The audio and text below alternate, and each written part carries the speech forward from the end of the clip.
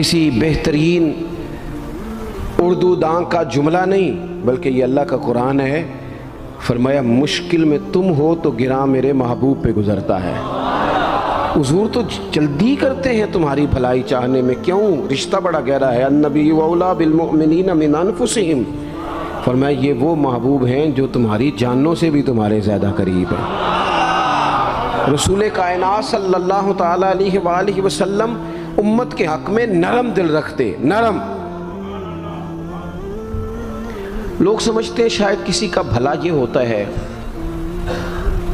اس کو 4 پیسے دے دیے جائیں، شاید اس کا بھلا یہ ہے کہ اسے نوکری پہ لگوا دیا جائے، شاید بھلا یہ ہے کہ اس شخص کو اگر کسی وہ مشکل میں آ گیا ہے تھانے کچہری کے معاملے میں تو وہاں اس کو سہولت دلا دی جائے، آسانی کر دی جائے، کسی کو مضبوط کر دیا جائے، تو یہ اس کے ساتھ بھلائی ہے۔ میرے رسول پاک صلی اللہ تعالیٰ علیہ وسلم نے بتایا کہ میں نہ مکارم اخلاق کی تکمیل کے لیے آیا ہوں، میں تمہارا وہ نفع کرنے آیا ہوں کہ تمہارا دل ساری جگہوں سے ہٹا کے رب رسول کی طرف مائل کرنا ہے، تمہاری طبیعتوں کے اندر جو سختی ہے اسے نرمی میں بدلنا ہے، تمہارے مزاجوں کے اندر جو بے لگام خواہشات ہیں انہیں شریعت اسلامیہ کی پابندی کی لگام دینی ہے۔ حضور سید عالم علیہ السلام نے لوگوں کی اصلاح کا جو دیکھیں نا، اگر کسی گھر میں بگڑے بچے سمر جائے نا تو روٹی تھوڑی بھی ہو تو گزارا ہو جاتا ہے، اگر گھر والے اخلاقاً اتنے اعلیٰ ہوں، ایک دوسرے سے پیار کرتے ہوں تو تھوڑے پیسوں پر بھی وقت گزر جاتا ہے۔ رسول پاک کا دل دھڑکتا تھا، کس لیے؟ صرف اس لیے نہیں کہ لوگوں کو نوکریاں مل جائیں، مال مل جائے، لوگ جو ہیں ان کے گھر کشادہ ہو جائیں، بلکہ حضور کا دل دھڑکتا تھا کہ لوگ دوزخ سے بچ جائیں، جنت کی طرف ان کا سفر ہو جائے۔ ان کے دلوں سے حسد کو، تکبر کو، غرور کو، انا کو، خود پسندی کو، عجب کو نکال دیا جائے۔ یتلو علیکم آیاتنا ویزکیکم، ان کا تزکیہ کر دیا جائے، دل صاف کر دیے جائیں۔ رسول پاک صلی اللہ علیہ وسلم احساس کے ساتھ جاتے ہیں۔ ہمارے ہاں نا تبلیغ ہوتی ہے لیکن اس میں درد نہیں ہوتا، الا ماشاء اللہ، اچھے لوگوں کی بات نہیں کرتا۔ لو میرے جیسے آدمی نے تقریر کرنی ہے، گھنٹہ گزارنا ہی ہے، تو پھر بعض اوقات نفس کی خواہشیں غالب ہوتی ہیں تو وہ اصلاح سے زیادہ شوق داد لینے کا غالب آ جاتا ہے۔ وہ آپ کو پتہ ہے نا، وہ ہمارے ہاں پھر وہ نقیب محفل بیچارہ کبھی بھاگ کے ادھر چلا جاتا ہے، کبھی بھاگ کے ادھر آتا ہے، کہتا ہے میں نے جملہ دینا ہے۔ اب وہ ایسے لگتا ہے جملہ نہیں دینے لگا، کوئی ایٹم بم دینے لگا ہے، جس میں اتنی اسے پریشانی، ایک جملہ کہنے لگا ہوں، سنبھال کے رکھنا، ضائع نہ کرنا، یہ نہ کرنا۔ وہ تو جملہ رہنے دے، تو آیت دے ہمیں کوئی قرآن پاک کی، تو ہمیں کوئی حدیث پاک سنا، تو اس حدیثی بات کر، یہ تو مطلب۔ اور پھر وہ داد کا اتنا شوق کہ جب تک سارے ہاتھ نہ کڑھیں، جب تک شمال جنوب والے نہ بول پڑیں تب تک بات نہیں ہوگی۔ یہ کیسی بات ہوئی؟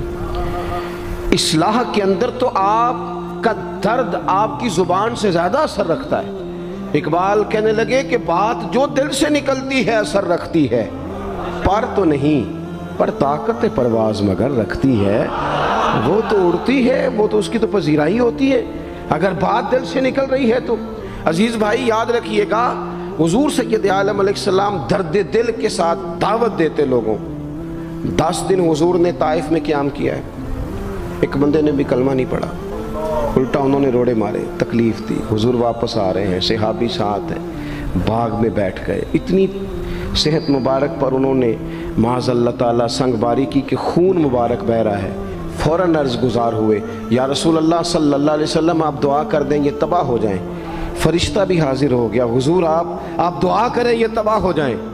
لیکن محبوب کے دل میں نرمی ہے نا امت کے لیے، اگرچہ یہ ساری امت دعوت ہے اس وقت، پر اس وقت بھی نرمی ہے۔ محبوب کریم علیہ السلام نے ہاتھ اٹھائے، صحابی کہتے ہیں میرے دل میں خیال آیا اب یہ تباہ ہوئی، میری طرف دیکھیں جی، اب یہ تباہ ہو ہی جائیں گے، اب کوئی نہیں بچا سکتا انہیں تباہ ہونے سے۔ لیکن حضور نے کیا کہا اے اللہ انہیں ہدایت دے دے، انہیں پتہ ہی نہیں یہ کیا کر رہے ہیں۔ فوراً عرض کی یا رسول اللہ ایک نے بھی کلمہ نہیں پڑھا، ایک نے بھی کلمہ نہیں پڑھا۔ کبھی پتھر مارنے کے والے کے لیے بھی دل میں احساس ہوتا ہے، ہمیں تو کسی نے کچھ بھی نہیں کہا، کوئی گالی نہیں دی، کچھ نہیں کہا، پر ہم سخت کیوں ہیں بھلا؟ وہ ہمارے پیچھے نہیں چلتا ہاتھ باندھ کے، جی میں ہاں نہیں ملاتا، ہمارا دل اس کے لیے سخت ہے۔ دو ہی تو بندے ٹھیک ہے دنیا میں، ایک میں ٹھیک ہوں اور ایک جو میری ہاں میں ہاں ملائے پوری وہ ٹھیک ہے۔ دونوں ہاتھ باندھ کے پیچھے چلے، تیسرے کو میں کیسے ٹھیک ہونے دیتا ہوں؟ میرا مزاج ہی نہیں، اللہ ماشاء اللہ ہماری طبیعت ہی نہیں ہوتی ایسی۔ خدا کے بندو، جب دل کشادہ ہوں، طبیعتیں کھلی ہوں، پھر اس طرح کا تھوڑی مزاج ہوتا ہے۔ کریم محبوب صلی اللہ علیہ وسلم سے عرض کی، حضور ایک نے بھی نہیں کلمہ پڑھا اور پھر بھی آپ کے دل میں اتنی وسعت ہے، آپ ہدایت کی دعا کر رہے ہیں۔ 10 دن لگائے، ایک شخص بھی نہیں آ رہا۔ تو محبوب کیا فرمانے لگے؟ کریم فرمانے لگے، مجھے پتہ ہے انہوں نے تکلیف دی ہے، ایک نے بھی کلمہ نہیں پڑھا، جلدی نہ پریشان ہو جایا کریں۔ کچھ لوگ جلدی کچے جملے بوئے، ساڈی قوم نہیں ٹھیک ہو سکتی جی، ایسمو لگتا کچھ نہیں ہو سکتا دی، یہ نہیں ٹھیک ہو سکتے، فلانے نہیں ٹھیک ہو سکتے۔ شکوہ ظلمت شب سے تو کہیں بہتر تھا، اپنے حصے کی کوئی شمع جلاتے جاتے۔ اللہ کے حبیب صلی اللہ علیہ وسلم سے عرض کی، یا رسول اللہ صلی اللہ علیہ وسلم ایک بھی نہیں مانا اور آپ نے پھر ہدایت کی دعا کی۔ تو یہ میرے محبوب کا امید کا طریقہ ہے۔ کریم فرمانے لگے، اگر آج یہ نہیں مانتے تو پھر بھی تباہی کی دعا نہیں کرنی، یہ نہیں مانتے تو ان کی آنے والی نسلیں مان جائیں گی، مان جائیں گے لوگ۔ اپنے دل میں جب آپ نرمی لے آتے، ہمارے نا سینکڑوں نوجوان گناہوں میں چلے گئے ایک ایک علاقے سے۔ جو آدمی گناہ میں مبتلا ہوتا ہے نا، وہ سخت تکلیف میں ہوتا ہے۔ انسان کو جو چیز سب سے زیادہ ستاتی ہے وہ اس کی اپنی غلطیاں ہوتی ہیں۔ حدیث میں فرمایا، ما حاک فی صدرک، کھٹکتا ہے سینے میں، چبھتا ہے گناہ۔ یہ تکلیف دہ معاملہ ہوتا ہے، تڑپتے ہیں لوگ، سسکتے ہیں، لیکن روایتی انداز سارا جب ہماری مجالس اور محافل میں ہو جاتا ہے، کوئی نہیں وقت دینے والا، پیار کرنے والا، تھپکی دینے والا، بازو تھام، کوئی نہیں۔ ایک تقریر وہ ہے جو میں آپ سے کرتا ہوں، بس ٹھیک ہے گھنٹہ گزارنا ہے، تو وہ بھی کئی میری طرح کے لوگ ہیں جو جمعرات کو فیصلہ کرتے ہیں سویرے کیا بیان کرنا۔ حالانکہ میری طرح کے جو چھوٹے ہیں وہ ہفتے سے ہی تیاری شروع کر لیتے ہیں تاکہ کچھ غور فکر کر کے قوم کے سامنے رکھا جائے، ضروری۔ اب ایک تقریر میں آپ سے کرتا ہوں، سمجھانے کے لیے عرض کرتا ہوں۔ ایک تقریر ایسی ہے جو خطیب صاحب آپ سے کرتے ہیں، اور خدا نہ خواستہ اللہ تعالیٰ معاف کرے، صرف سمجھانے کے لیے، اگر ان کو پتہ چل جائے کہ ان کا بیٹا کسی غلطی میں مبتلا ہو گیا تو پھر بھی اسی طرح ہی داد و تحسین کے لیے لاش پش کر کے تقریر ہوگی؟ نہیں، پھر یہ انداز نہیں ہوتا۔ پھر تو بچہ کو سامنے بٹھا کے باپ اپنی پگڑی اس کے پیروں میں رکھتا ہے، پھر تو ماں دوپٹہ پیروں میں رکھتی ہے، کہتی پتر میری کمائی نہ اجاڑ دینا، اور نہ پتہ چلا تو سگریٹ پینے لگ گئے، خدا خیر کرے، تیری مہربانی۔ سوتا نہیں، اس کا چہرہ پریشان ہے۔ اب بات آئی ہے نا، اب یہ وقت آیا تبلیغ کا، اصلاح کا۔ اسے منت کر کے سمجھایا، اس کو گزارش کی، اس نے کہا ابا جی غلطی ہو گئی تھی، آئندہ نہیں کرتا۔ پوری اس نے تسلی دی، پھر بھی نہیں سوتا۔ بچہ تو وعدہ کر کے چلا گیا، پھر بھی نہیں سویا۔ وہ اپنے کمرے میں چلا گیا اور اس نے مصلی بچھا لیا۔ کہا یا اللہ یہ میری عمر کی کمائی ہے، مالک اسے ہدایت دے دے۔ او بھائی، جب تو اس انداز میں ملت کے ہر بیٹے کی اصلاح کرنے لگے گا، اور اس سے مراد صرف خطیب واعظ ہی نہیں، حضور نے ہم سب کے ذمہ لگایا تھا بلغ عنی ولو آیا۔ ہم سب کی ذمہ داری ہے لوگوں کے لیے، لوگوں کو قائل کریں۔ مجھے بتاؤ، اپنی ذات کے حق میں قائل کرنا ہو تو کرتے ہیں کہ نہیں؟ ہوتا ہے نماز کی دعوت ہم کیسے دیتے ہیں؟ ہم کہتے ہیں پڑھ لیے کر نماز، اتنے پیسے کہاں لے کے جائے گا، یہی دعوت ہوتی ہے نا۔ وہ کہتا ہے تو نے اپنی قبر میں جانا اور میں نے، یہ تو ہے ہمارا دین کے حق میں۔ اور محفل میں آنا اگر ٹائم ملا تو ٹھیک، یہ ہے دین کے حق میں۔ اور جب اپنی باری آئے، کسی سے 50,000 روپے چاہیے تھے، فون کیا اس کو، ملنا تھا، وہ کہتا حکم کریں، کہتے نہیں ٹیلی فون والی بات نہیں، کہتے میں تو 2 بجے ملوں گا، تو 2:30 بجے مل، پر میں مل کے کر دیں۔ پھر جاتے ہی اس سے 50,000 مانگا نہیں، پہلے منت کی، دکھ سنایا، پھر اسے ثابت کرایا کہ تیرے علاوہ دینا بھی کسی نے نہیں، سارے غلط بندے ہیں، تو ٹھیک ہے معاذ اللہ۔ پھر اس کو یہ بھی ثابت کرایا وقت پہ واپس کر دوں گا۔ اتنی ساری گزارش کر کے رو دھو کے جب وہ پورا قائل ہو گیا تو آخر میں کہا مجھے 50,000، صحیح کہہ رہا ہوں؟ ہاں نہ تو کرو نا، چلو ہلکا سا ایسے ایسے تو کرو نا، ہوتا ہے کہ نہیں ایسے؟ او بھائی اپنے حق میں قائل کرنا تھا تو تجھے سارا طریقہ آتا تھا، اور رب رسول کے حق میں قائل کرنے کا تجھے طریقہ ہی نہیں آتا، تجھے پتہ ہی کوئی نہیں کہ کیسے قائل کرنا ہے۔ اپنے لیے تو نے قائل مائل کرنا تھا، سارا پتا تھا، سب خبر تھی کیسے منانا ہے، اور کسی کو مسجد کے لیے منانا تھا تو کہتا جی میری کو مانتا ہی نہیں، میری کون سنتا ہے۔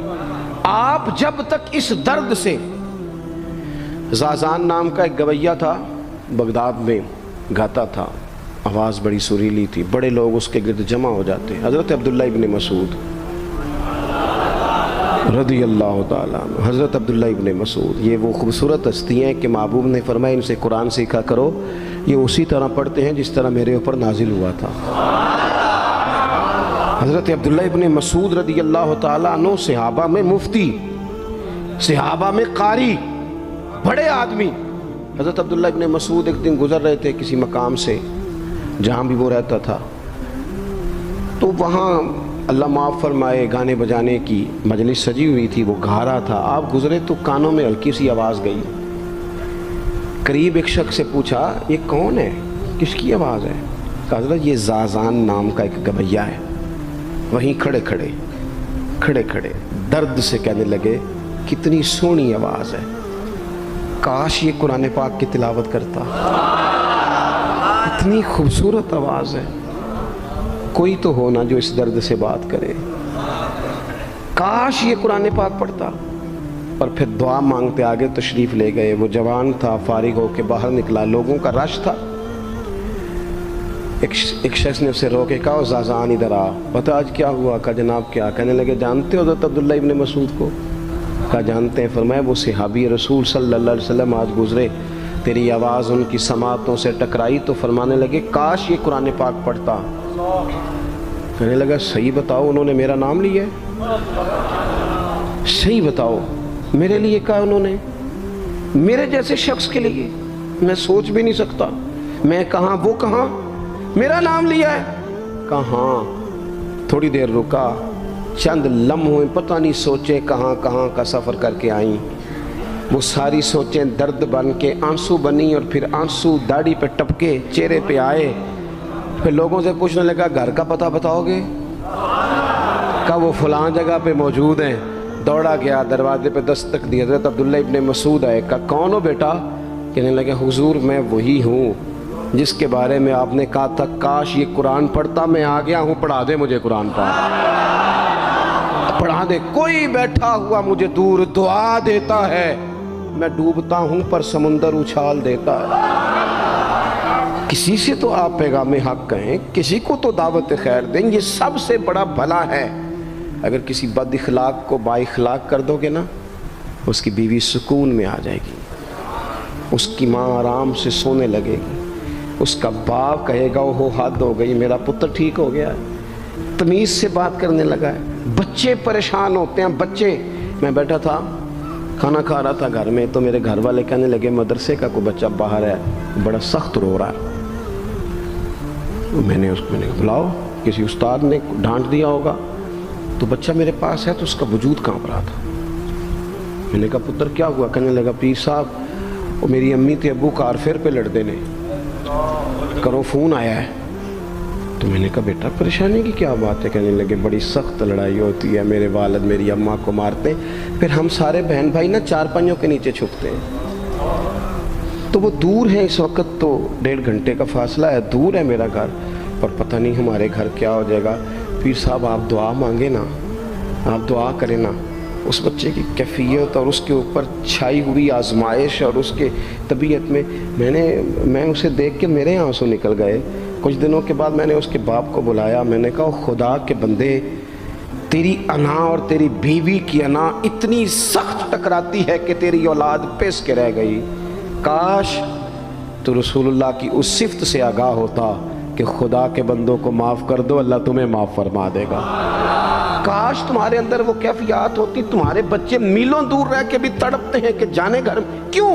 اس لیے کہ گنجائش نہیں دلوں میں، کوئی اخلاقی تعلیم نہیں۔ ہم نے اپنے گھروں کو خود اپنے ہاتھوں سے اتنا آزمائش کا گھڑا بنا لیا ہے، لڑائیاں جھگڑے مصیبتیں، کیوں؟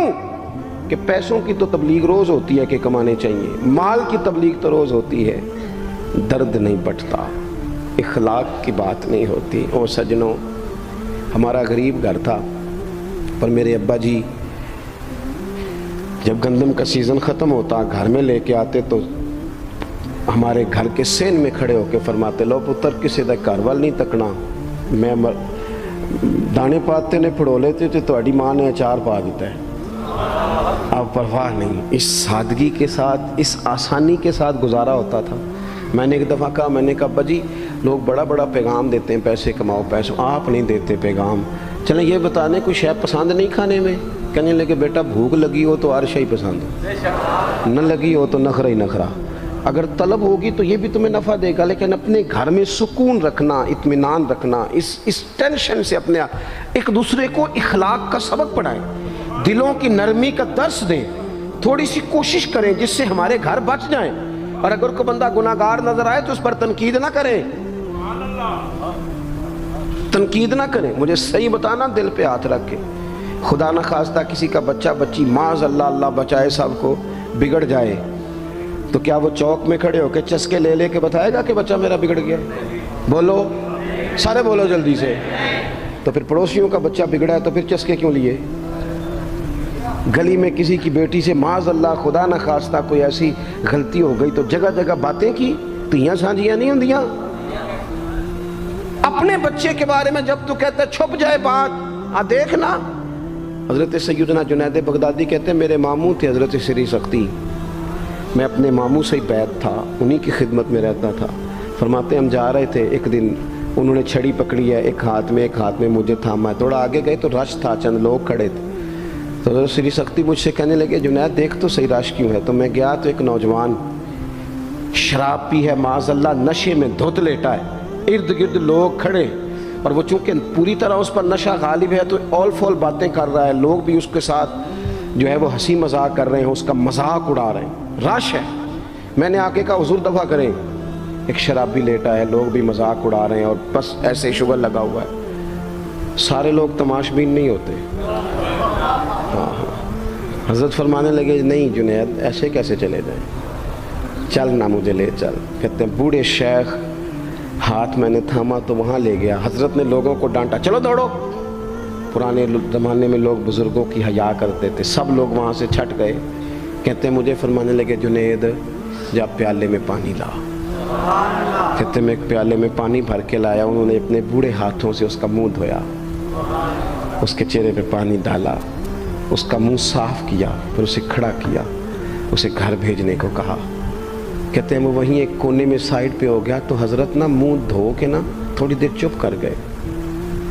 फिर 2-3 लम्हे गुजरे तो उनकी आंखों में ज़ोर ज़ोर से आंसू टपके और हाथ उठा के कहने लगे मालिक मैं तेरा कमज़ोर बंदा हूँ, मैं मुंह धो सकता था, मैं दिल तो नहीं ना धो सकता। जो मेरे इख्तियार में था मैंने कर दिया, बाकी तू मुकल्लिबुल कुलूब है, कर न करम।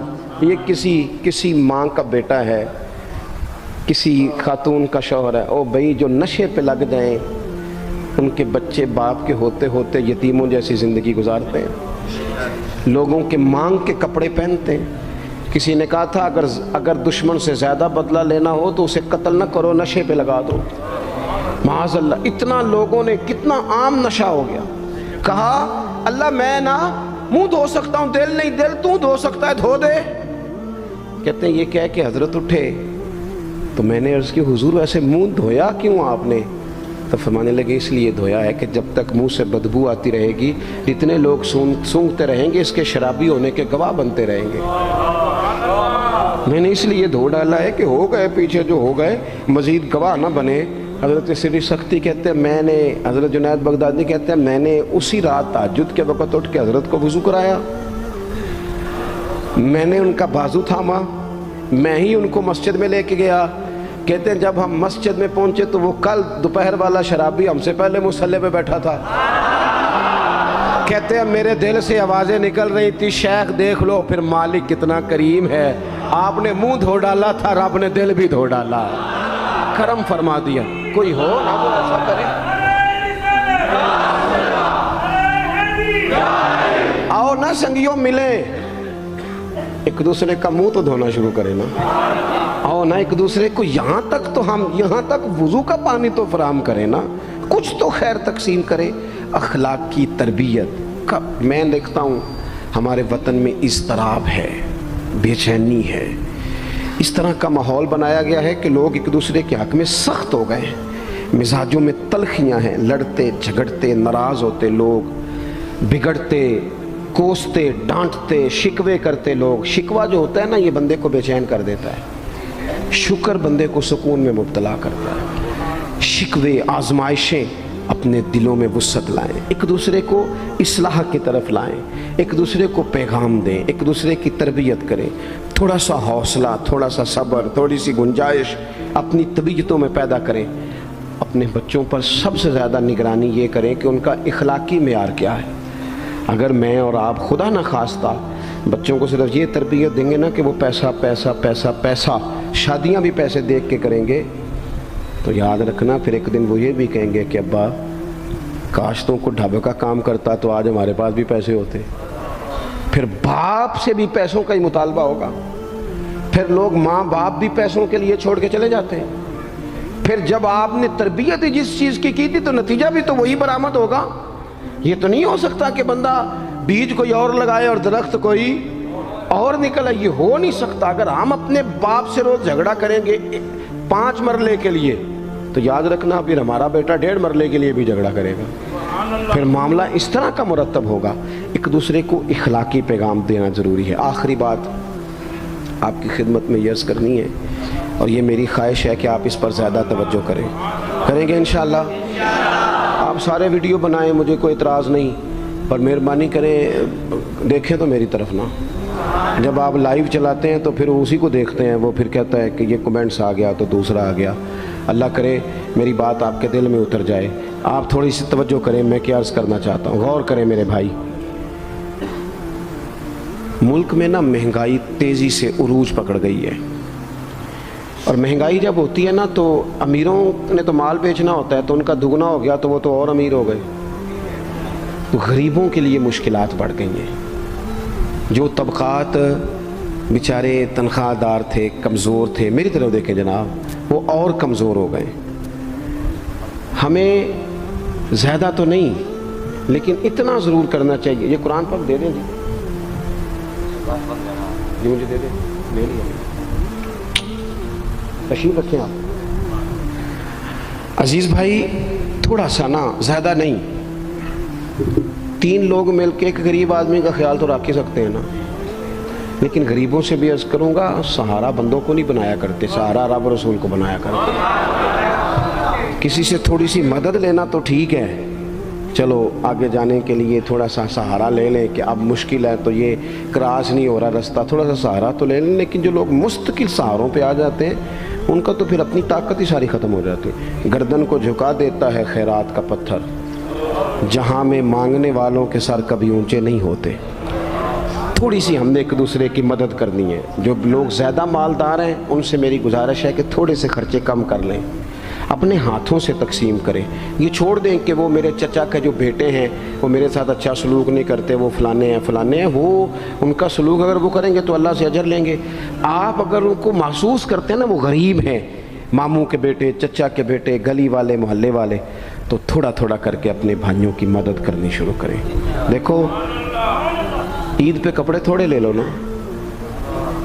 वैसे भी सूट की ज़रूरत तो सिर्फ ईद पढ़ने के लिए है, बाद में तो कपड़े बदल के गोश्त करते हैं, तो बच्चे वैसे सोए रहते हैं सारा दिन। थोड़ी सी ना अपने इजाफी खर्चे कम करें। गुरबा की थोड़ी, ये ईद गुजरी थी ना छोटी, तो शादियाँ शुरू हो गई थी। मेरे पास लोग बहुत ज़्यादा आते हैं, चूँकि नेक आदमी समझ के अच्छा गुमान करके लोग दुआओं के लिए कहते हैं, तो उनके दुख सुन के ना तो कई दफ़ा सोचते हैं कि यार ये जो अमीरों ने इतने महंगे महंगे होटलों में रोटियां खाई, इतनी महंगी महंगी गाड़ियां पजारो, ये अल्लाह के हुजूर जवाब भी तो देना है ना। हमने एक दूसरे का ख्याल छोड़ गए, 2-4 बातें सोच के ना, वो जी इसके घर में 3 लोग हैं, काम क्यों नहीं करते हो? खुदा के बंदे करते हैं काम, लेकिन मेहनत से नहीं मिलता, खुदा के फजल से मिलता है। तेरे ऊपर फजल है, तुझे अब बातें आती हैं, लेकिन कई दफ़ा सारे भी करें तो रिस्क जब ही आता है जब रब चाहता है। एक तो वो लोग हैं जो हाथ फैला के मांग लेते हैं, एक सफ़ेद पोश होते हैं ला यसअलून अन्नास इल्हाफा, जो लिपट लिपट के सवाल नहीं कर सकते। ان کو دیکھیں، بالخصوص اپنے بہن بھائیوں میں، قریبی رشتہ داروں میں، پڑوسیوں میں تھوڑی تھوڑی لوگوں کی مدد کریں اور اپنے خرچے بتدریج کم کریں۔ خواہش تو بچوں کی طرح ہوتی ہے، ایک خواہش پوری کریں تو دوسری پیدا ہو جاتی ہے، دوسری پیدا کریں تو 4 خواہشیں اور کھڑی ہیں۔ یہ نفس تو بچے کی طرح ہے، اپنی خواہشات تھوڑی کم کر کے۔ یہ حکومتوں سے آپ امید نہ رکھیں، ہمارے ملک میں جتنی سیاسی جماعتیں حکومتیں کر چکی ہیں یا کر رہی ہیں، ان سے کوئی توقع نہیں۔ یہ بیچارے تو اپنے جھگڑوں سے باہر نہیں آتے، انہیں کیا خبر کہ قریب کہاں بستا ہے۔ جب تک بندہ وہاں سے ہو کے نہیں نہ گزرتا جو اصل جگہ ہے، تمہیں یہ جو تم اے سی والے کمروں میں بیٹھ کے اور جناب نیسلے کی بوتلیں رکھ کے پریس کانفرنس کرتے ہو، تمہیں کیا پتہ ہو، تمہیں کیا خبر ہو کہ بچوں کی فیس دینی ہو تو بوڑھے ماں باپ پہ کیا گزرتی ہے، تمہیں کیا خبر ہو کہ عید آ گئی ہے تو بوڑھے کس طرح مشورے کر رہے ہیں کہ اگر عید کر کپڑے نہ کر لیتے سس گلا کرے گی، تمہیں کیا خبر ہو کہ کچھ غریب ایسے بھی ہیں جو بیچارے رات کو مشورہ کرتے ہیں کہ صبح ناشتے میں گھی کہاں سے لانا ہے، بچوں کے پراٹھوں کے لیے تو گھی بھی نہیں ہے، گندم امیر شہر کی ہوتی رہی خراب اور بچی کسی فقیر کی فاقے سے مر گئی۔ خدا را مہربانی کریں، گنجائش پیدا کریں۔ بندہ کبھی بھی جیب کا سخی نہیں ہوتا، بخاری شریف میں پورا باب ہے کہ بندہ غنی دل کا ہوتا ہے۔ اپنے دل کا غنا اپنے اندر لائیں، جب آپ کا دل سخی ہو جائے گا ساری چیزیں ٹھیک ہو جائیں گی۔ اللہ تعالیٰ مجھے اور آپ کو توفیق عمل عطا فرمائے۔